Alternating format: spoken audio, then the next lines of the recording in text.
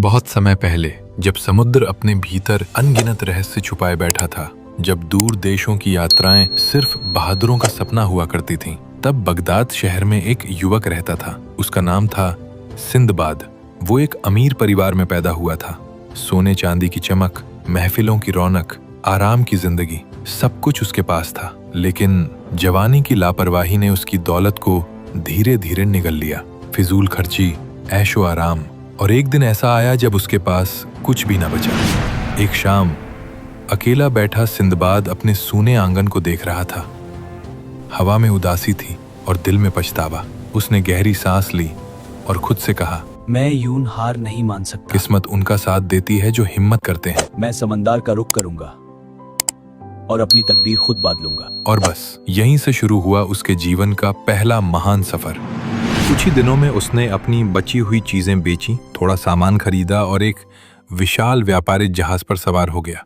जहाज की लकड़ियां चरमराईं, पाल हवा में लहराए और बगदाद की धरती धीरे धीरे आंखों से ओझल हो गई। दिन बीतते गए, नीला आसमान, अंतहीन पानी, उड़ते समुद्री पक्षी। सिंदबाद के दिल में डर भी था और उत्साह भी। उसे क्या पता था, समुद्र उसकी परीक्षा लेने वाला है।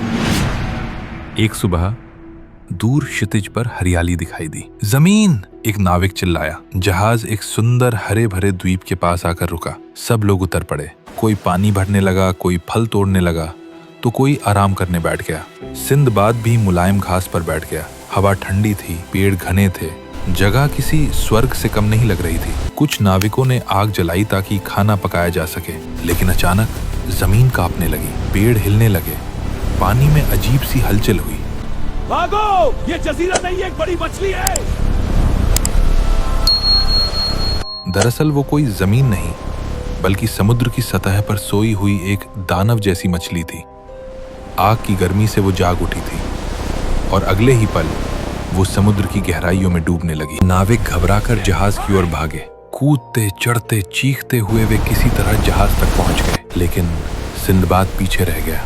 उसके पैरों के नीचे की जमीन अचानक गायब हो गई और वो गहरे ठंडे समुद्र में जा गिरा।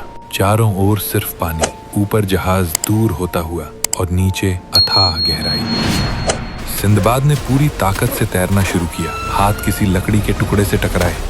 उसने उसे कसकर पकड़ लिया। लहरें उसे इधर उधर उछालती रहीं। दिन ढल गया, रात आ गई। आसमान पर तारे चमकने लगे। भूख, प्यास, थकान, लेकिन जीने की इच्छा उससे भी ज्यादा मजबूत थी। सुबह की पहली किरण उसे दूर जमीन दिखाई दी। आखिरी हिम्मत जुटाकर वो किनारे तक पहुंचा। रेत पर गिर पड़ा। बेहोशी और थकावट के बीच उसने धरती को छुआ। वो जिंदा था। द्वीप शांत था। पेड़ों पर मीठे फल लगे थे। झरनों का साफ पानी बह रहा था। कुछ देर आराम करने के बाद वो आगे बढ़ा। तभी उसकी नजर एक खूबसूरत घोड़ी पर पड़ी जो एक खूंटे से बंधी हुई थी। ये यहाँ कैसे? उसने सोचा। अचानक जमीन के नीचे से कुछ लोग बाहर निकले। वे राजा के सेवक थे।